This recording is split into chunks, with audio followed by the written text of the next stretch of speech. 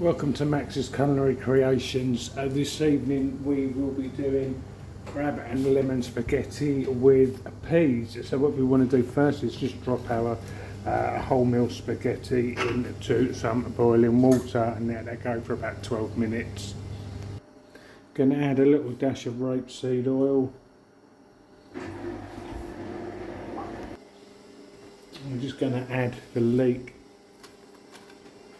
and the chilli and cook that off for about 5 minutes. We're going to add in the peas,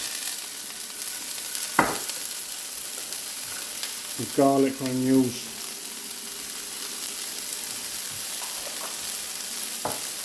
some lemon zest,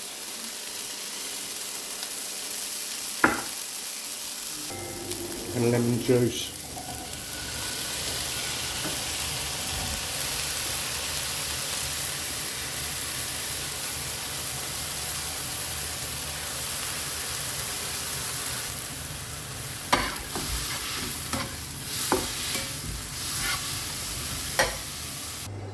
Right, I just want to grab a little bit of the pasta water, put that to one side, and then we're going to drain the pasta off. Once strained, we're just going to add the pasta into the pan, add the crab meat as well.